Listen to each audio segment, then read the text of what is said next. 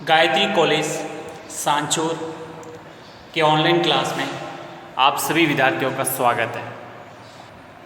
प्रिय विद्यार्थियों नमस्कार। बीए सेकेंड ईयर राजनीति विज्ञान विषय में हम हमारे चिंतक रूसो का अध्ययन कर रहे हैं और आज की कक्षा में हम रूसो के सामाजिक समझौतावादी सिद्धांत के बारे में अध्ययन करेंगे। इसलिए बहुत ही अच्छे ढंग से और महत्वपूर्ण टॉपिक है, इसको समझें और आत्मसात करें। देखिए, रूसो हमारे तीसरे सामाजिक समझौतावादी विचारक हैं। इनसे पहले हमने हॉब्स और लॉक दोनों को पढ़ लिया है। दोनों के सामाजिक समझौते पढ़ने के बाद में आज देखेंगे कि जीन जैक्स रूसो का क्या अपना सामाजिक समझौतावादी सिद्धांत है, वो किस प्रकार से अपनी राज्य की उत्पत्ति के संबंध में इस सामाजिक समझौते को स्पष्ट करते हैं। समझिए, सबसे पहले हम बात करते हैं मानव स्वभाव। मानव स्वभाव रूसो के अनुसार कैसा है, समझिए आप।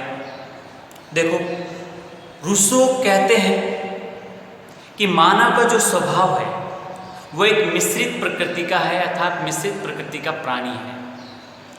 हम ये भी नहीं कहते हैं कि बहुत हॉब्स की तरह कि मनुष्य बहुत ही दुष्ट है, क्रूर है, दमनपूर्ण है, हिंसक है, दुष्ट चरित्र का है, इतना भी बुरा नहीं।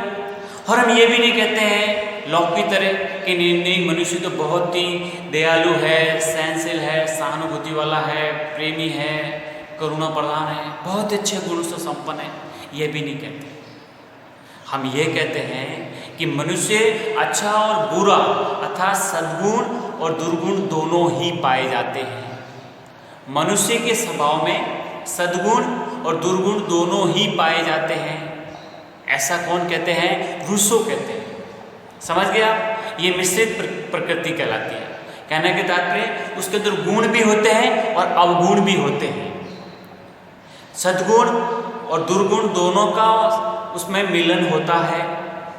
इसलिए इस संबंध में उनकी जो विचारधारा है वह हॉब्स और लॉक से बिल्कुल भिन्न है। क्योंकि मैंने स्पष्ट किया अभी कि हॉब्स क्या कहते थे कि हॉब्स का जो मानव है वो क्रूर, हिंसक और कपटी है। रूसो क्या तर्क देते हैं कि भाई अगर क्रूर, हिंसक और कपटी होता, अर्थात यदि मानव का स्वभाव ऐसा क्रूर और हिंसक होता तो मानव जाति 2 पीढ़ियों से अधिक नहीं बढ़ सकती थी। क्यों नहीं बढ़ सकती थी? क्योंकि मनुष्य लड़ मरते, एक दूसरे को खत्म कर देते। शेर का अधिकार आपने देखा था, ऑप्स में हमने अध्ययन किया था कि मनुष्य जो कुछ भी चाहता है वो करता है। अगले की जान लेना तो दिल ले लेता है, जो भी मन में आया कर सकता है, उसको पूरी फ्रीडम है। तो सोचो आप, अगर मनुष्य ऐसा करता होता तो हम आज तक जिंदे रहते क्या? अरे मनुष्य जाति 2 पीढ़ियों से आगे बढ़ ही नहीं पाती, क्योंकि आपस में लड़कर मरकर खत्म हो जाती। एक दूसरे के रक्त पिपासु थे, खून के प्यासे थे। जब ऐसे लोग तो कैसे जिंदे रह पाते? एक दूसरे की हत्या करके सबको खत्म कर देते। तो फिर हम आज कहाँ से यहाँ बैठे? कहने के तात्पर्य पूरी तरह से हम स्वीकार नहीं कह सकते। रूसो का कहना है कि पूरी तरह से हम ये नहीं कह सकते कि हॉब्स ने जैसा मानव स्वभाव बताया है ऐसा कैसा होगा। ठीक है, फिर बात करते हैं लॉक की। लॉक मानव स्वभाव को सद्गुणों से पूर्ण और नैतिक मानता है। अब देखो, लोग क्या कहते थे? मनुष्य के अंदर अच्छे गुण है, मनुष्य स्वभाव से अच्छा है, एक सामाजिक प्राणी है, उसके अंदर कई प्रकार के सद्गुणों का समावेश है, सहनशील, प्रेम, दया, करुणा, परोपकारी, इतनी अच्छी चीज उसके अंदर गुणों की विद्यमानता है। और पूरी तरह से नैतिक प्राणी के रूप में वो लोग देखने का प्रयास करते हैं। लेकिन इस संबंध में भी रूसो का क्या मत है? रूसो कहते हैं कि प्राकृतिक अवस्था के व्यक्तियों का जीवन बुद्धि द्वारा चालित न होकर भावना द्वारा चालित था। प्राकृतिक अवस्था के जो मनुष्य थे ना, उनका जीवन कोई विवेकीय बुद्धि द्वारा नहीं चल रहा था। उनका जो जीवन है वो प्राकृतिक अवस्था में भावनाओं, फीलिंग्स, इमोशन के द्वारा चलता था। और वो भाव कौन कौन से थे? आत्मरक्षा अर्थात खुद के जीवन की सुरक्षा, अपने सुख की प्राप्ति, अपना निजी स्वार्थ देखा करते थे। और दूसरी थी दया अर्थात सहानुभूति, प्रार्थ जिसको कह सकते हैं। तो इन दोनों से ही वो जब कुछ चल रहा था तो आप ये नहीं कह सकते कि नहीं ये तो एक प्रकार की भावनाएं होती हैं, इसको आप बुद्धि द्वारा चालित नहीं मान सकते। इसलिए ये कहते हैं कि जन्म के समय इन दोनों प्रवृत्तियों में संतुलन पाया जाता है। किसमें? आत्मरक्षा और दया में। परंतु बाह्य वातावरण के बढ़ते प्रभाव के कारण आत्म प्रेम की मात्रा बढ़ जाती है और असंतुलन भी आ जाता है। तब अंतःकरण सहानुभूति की मात्रा को बढ़ाकर दोनों में संतुलित स्थापित कर देता है। आई बात समझ में? इसलिए रूसो क्या कहते हैं कि अंतःकरण में कमी बनी रहती है, ये कमी रहती है कि ये अच्छे और बुरे में अंतर नहीं कर पाता। अपने अंतर मन में ये सबसे बड़ी कमी है कि क्या अच्छा है और क्या बुरा है ये तय कर पाना मुश्किल हो जाता है। इसलिए अंतःकरण के निर्देशन का कार्य कौन करता है? विवेक करता है, न कि भावनाएं करती है, न कि इमोशन करती है। इसलिए जो प्राकृतिक अवस्था जो लोग कहते हैं वो एक प्रकार से भावना द्वारा संचालित है, और क्या सही है क्या गलत है ये भावना से तय नहीं होता है। क्या सही है और क्या गलत ये बुद्धि विवेक द्वारा ही होता है। ठीक है, इसलिए अंतःकरण का निर्देशन तो विवेक ही करता है, जबकि यहाँ पर तो कमी बनी रहती है। अतः रूसो के अनुसार मानव प्रकृति का अंतिम नियामक कौन है? विवेक है। मानव प्रकृति का अंतिम निर्णायक या नियंत्रक या नियामक कौन है? विवेक है। आई बात समझ में? इसलिए रूसो महोदय यहाँ लॉक से भी पूरी तरह से सहमति नहीं जता रहे हैं। ठीक है, इसलिए उन्होंने क्या बताया है कि आदिम मनुष्य का स्वभाव लगभग आदिम मतलब प्राचीन काल, आदिम काल, उस समय मनुष्य का स्वभाव कैसा था। अब ये अपना खुद का बताते हैं कि देखो, हमने हॉब्स के बारे में उन्होंने अपना जो तर्क दिया, हॉब्स को भी पूरी तरह से स्वीकार नहीं करते हैं, लॉक को भी स्वीकार नहीं करते हैं। अब खुद क्या कहते हैं? खुद ये कहते हैं कि जो आदिम काल का जो मनुष्य है उसका जो स्वभाव था वो लगभग कैसा था? पशु तुल्य, पशु के जैसा, विवेक था नहीं, पशु तरह जंगल में विचरण करने वाला, मदमस्त रहने वाला और निष्पाप। उसके अंदर पाप नहीं था, उसके अंदर मन में ऐसा कोई पाप नहीं था, स्वाभाविक रूप से निर्दोष था। कहने का तात्पर्य झगड़ालू या मतलब फसाद करने वाला, क्रूर, दमन ऐसा नहीं था, निष्पापी था। जहाँ है वहीं खड़ा रह गया, जहाँ सो गया वहीं सो गया, जहाँ कुछ मिला वो खा लिया, मद मस्त रहने वाला है, बिल्कुल पशु की तरह। पशु का कोई घर थोड़ी होता है, जहाँ कहीं भी उसको रुकना होता है रुक जाता है, चलना होता है चल देता है। उसी प्रकार का पशु के जैसा जीवन जीने वाला मनुष्य कौन है? रूसो का। निष्पापी है, मन में किसी प्रकार उसका पाप नहीं है और स्वाभाविक रूप से वो बिल्कुल निर्दोष प्रकृति का है। वह नैतिकता से बिल्कुल रहित है, उसमें नैतिकता है ही नहीं। क्या हमें पालन करना चाहिए, क्या प्रकृति के नियम है, क्या कुछ ऐसा कुछ नैतिकता जैसी बात ही नहीं है। और सहज भावना से काम करने वाला एक बुद्धिहीन प्राणी है। सहज भावना से मतलब जो भी उसको उपयुक्त लगा, जैसा सही लगा कर लिया, बिल्कुल एकदम सहज प्रकृति से अपनी काम करता है, क्योंकि उसके अंदर बुद्धिहीन है, बुद्धि का उसमें अभाव है। इस अवस्था को उन्होंने खुद ने एक प्रकार से आदर्श बर्बर यानी कह सकते हैं नोबल सेवेज कहा है इस अवस्था को। कौन सी अवस्था? तो आपसे पूछा जा सकता है कि एग्जाम में पूछा प्रश्न जा सकता है कि रूसो के अनुसार आदर्श बर्बर क्या है, यह आदर्श बर्बर अवस्था क्या है। तो आप इसमें कह सकते हैं कि आदि मनुष्य का स्वभाव लगभग पशु तुल्य है, निष्पापी है और स्वाभाविक रूप से निर्दोष था। वे नैतिकता से रहित है और सहज भावना से काम करने वाला एक बुद्धिहीन प्राणी के रूप में है। और इस अवस्था में किसी प्रकार का कोई लाभ, लोभ मतलब स्वार्थ, लोभ, लालच ऐसे कुछ भी नहीं होता है। खुले जंगल में विचरण करने वाला पशु तुल्य अपना एक जीवन बिता रहा है मनुष्य। तो इस अवस्था में कोई ना अपना है ना पराया, सब एक समान है, वो कहलाती है आदर्श बर्बर अवस्था, अर्थात इसे नोबल सेवेज भी कह सकते हैं। तो ये उन्होंने बताया है मानव स्वभाव के बारे में। किसने? रूसो ने। ठीक है, आपसे कभी प्रश्न पूछा जाए तो आप बेझिझक इस प्रश्न का अच्छे ढंग से आप आंसर दे सकते हैं।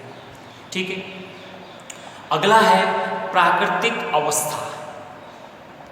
प्राकृतिक अवस्था अपने रूसो सामाजिक समझौते में किसका क्या उल्लेख करते हैं, समझिए। देखिए, रूसो के अनुसार प्राकृतिक अवस्था वर्तमान मनुष्य की सभ्य सामाजिक अवस्था से कहीं अधिक अच्छी थी।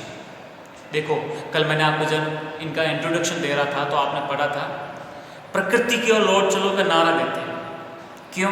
क्योंकि वहाँ नैतिकता से रहित, वहाँ पर किसी प्रकार से बुद्धि का प्रयोग नहीं करता है, मदमस्त दुनिया में वो जीवन जीता है। उसी प्रकार आप देखते हैं यहाँ पर कि जो प्राकृतिक अवस्था का जो उल्लेख करते हैं रूसो, वो कहते हैं कि वर्तमान मनुष्य की सभ्य सामाजिक व्यवस्था से कहीं अधिक अच्छी थी। अब देखो क्यों अच्छी थी, इसका तर्क देते हैं। वर्तमान जो जगत हमारा है वो बहुत ही तकनीकी दृष्टि से और हम बहुत कुछ आगे बढ़ चुके हैं, लेकिन इस अवस्था से भी उस अवस्था को अच्छा मानते हैं जो कभी आदिमकालीन अवस्था थी, क्योंकि वह एक आदर्श अवस्था थी, ऐसा रूसो का मानना था, जिसके आधार पर वर्तमान समय की सामाजिक और राजनीतिक व्यवस्था का मूल्यांकन किया जा सकता है। वो ऐसी एक अवस्था थी और वो आदर्श अवस्था थी, और उसी के आधार पर वर्तमान समय की जो भी सामाजिक राजनीतिक अवस्था है उसका मूल्यांकन कर सकते हैं। तो उन्होंने अलग अलग तरीके से बताया। सबसे पहले बात स्पष्ट करते हैं। रूसो कहते हैं कि आदिम जो मनुष्य है ना, वो एकाकी और जंगली जीवन व्यतीत करता था। जंगल में जीवन रहता था, न तो उसका घर था, न परिवार था, किसी प्रकार कुछ नहीं थी। जंगल में जीवन यापन करने वाला व्यक्ति था, ठीक है। एकाकी था क्योंकि वो अकेला था।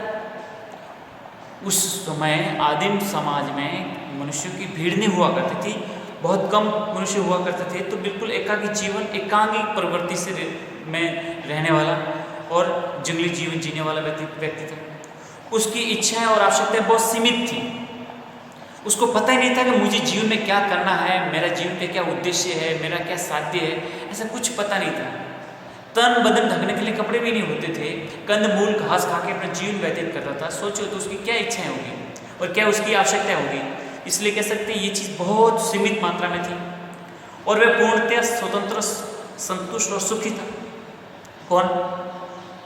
आदिम समाज में व्यक्ति पूरी तरह से स्वतंत्र और संतुष्ट और सुखी था, क्योंकि उसकी न तो इच्छाएं थी और न आवश्यकता थी, इसलिए खाया पिया मस्त। उसी प्रकार से मनुष्य अपना जीवन व्यतीत करता था। प्रत्येक मनुष्य अन्य के समान था। अब मनुष्य सब एक समान थे, वहाँ छोटे बड़े का कोई भेद नहीं था, वहाँ किसी प्रकार का कोई भेद नहीं था। बस मनुष्य है, ये भी मनुष्य है, वो भी मनुष्य है, सामने वाला भी मनुष्य है, सब मनुष्य एक समान थे, कोई किसी प्रकार का भेद नहीं था। पशुओं की भांति न तो उनका कोई निश्चित घर था और न ही कोई चिंता। जिस प्रकार से पशु जंगल में रहता है, क्या घर बना के रहता है? नहीं ना। तो फिर उसी जिस प्रकार से पशु रहता है उसी प्रकार से मनुष्य रहता था, जिसका कोई घर परिवार नहीं था और नहीं कोई चिंता थी। आदमी घर से बाहर जाता है तो जल्दी लौटना होता है कि मुझे घर जाना है, घर जाने की चिंता बनी रहती है। लेकिन यहाँ तो कोई चिंता नहीं थी, जहाँ अंधेरा हो गया वहीं रुक गए, सुबह हो गई चल पड़े। जंगल में घूमना है और कहाँ जाना है, किसी प्रकार का कोई उस समय मनुष्य की न इच्छा है, न आकांक्षा है, न आवश्यकता है, कुछ भी नहीं है। आई बात समझ में? यह जो प्राकृतिक अवस्था है ये जंगलीपन की अवस्था है, लेकिन जंगलीपन की जरूर कह सकते हैं कि जंगलीपन की अवस्था है, लेकिन उत्कृष्ट जंगली था। इसमें जंगली में भी उन्होंने किस प्रकार से बताया, उत्कृष्ट जंगली था। उसमें सभ्य मनुष्य वाले दुर्गुण नहीं थे। आज का मनुष्य कहते हैं हम तो सभ्य समाज के अंग है, सभ्य समाज के सदस्य हैं। अरे सभ्य समाज किस बात के? तुम्हारे अंदर कितने दुर्गुण है, तुम्हारे भीतर कितने दुर्गुणों का निवास है, ये कभी हो ही नहीं सकता कि तुम कभी सभ्य हो। सभ्य तो उसे कहते थे जब प्राकृतिक अवस्था में मनुष्य रहता था, न अपना था, न पराया था, न दुष्ट था, न दुराचारी था, न दुष्ट चरित्र का था, न पाशविक था, न क्रूर था, किसी प्रकार का नहीं था। बहुत ही भोला भाला जीवन जीने वाला, सबको बराबर मानने वाला, मदमस्त रहने वाला, खाया पिया मौज बस, न इच्छा न आकांक्षा, कुछ भी नहीं। वो अवस्था सभ्य थी। आज के समय की किस पे? क्योंकि आज के सभ्य मनुष्य में क्या है, केवल दुर्गुण है और कुछ नहीं है। दुर्गुणों के अलावा हमें और कुछ दिखाई नहीं देता है। इसलिए मैं ये मानता हूँ, अर्थात रूसो ये स्वीकार करते हैं कि जो आदिम जो प्राकृतिक अवस्था है वो आदर्श थी, सबसे उत्कृष्ट थी। उसमें सबसे एक प्रकार से यूँ कह सकते हैं कि सबसे बड़ी और सबसे अच्छी अवस्था है वो रूसो के अनुसार प्राकृतिक अवस्था है। आई बात समझ में? यूँ अर्थात एक बार पुनः स्पष्ट करता हूँ कि इस चरण में या प्राकृतिक अवस्था में स्वतंत्रता, समानता और भाईचारे के आदर्श उस स्तर विद्यमान थे, क्योंकि सभी स्वतंत्र हैं। कोई किसी ऊपर किसी प्रकार का कोई शासक नहीं है, कोई किसी को गुलाम नहीं बना रहा है, मस्त सब स्वतंत्र हैं और सब समान है। मैं मनुष्य हूँ, अगला भी मनुष्य है, उसके पास वाला भी मनुष्य है, उसके दूर वाला भी मनुष्य है, ठीक है, और आपस में प्रेम पूर्वक रह रहे हैं। तो जो आज की दुनिया में जिसकी हम बात करते हैं, अपने संविधानों का जो आदर्श बनाते हैं, स्वतंत्रता, समानता और भाईचारा, अरे वो तो आदर्श आज से आदिम समाज में भी थे। सबकी। और अच्छा, ये तो ठीक है, ये आदर्श था, लेकिन जो संपत्ति भी थी वो भी सबकी सामूहिक थी। कोई व्यक्ति दावा नहीं करता था कि ये मेरी संपत्ति है, मैं जैसा चाहूँ वैसा यूज करूँ। नहीं, संपत्ति सबकी सामूहिक थी। इसलिए मनुष्य में कोई भेदभाव नहीं था। इसलिए रूसो इसको आदर्श बर्बर या ग्रामीण सुषमा अवस्था भी कहते हैं इसको। ये आपको ध्यान रखना चाहिए। आपसे कभी पूछा जाए कि उत्कृष्ट जंगली या आदर्श बर्बर क्या चीज़ है, तो आप यही बात आपको स्पष्ट करनी है कि वहाँ पर मनुष्य में किसी प्रकार का कोई भेदभाव नहीं है, सब स्वतंत्र है, समानता और भाईचारे के आदर्श को उस स्तर पर वहाँ पर विद्यमान रखते हुए अपना जीवन जी रहे हैं। है बात समझ में? ये चीज़ है। तो ये एक प्रकार से प्राकृतिक अवस्था में हमें दिखाई देती है। फिर आगे क्या हुआ? अब देखो, धीरे धीरे हम सामाजिक समझौते की तरफ बढ़ रहे हैं। ऐसी क्या क्या परिस्थितियाँ उत्पन्न हुई कि मनुष्य को सामाजिक समझौता करने के लिए बाध्य होना पड़ा।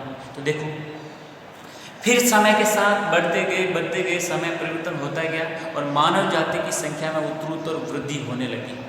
मानव जाति की संख्या में क्या होने लगी? उत्तरोत्तर वृद्धि होने लगी, अर्थात जनसंख्या वृद्धि होने लगी। कला विज्ञान में भी प्रगति हुई।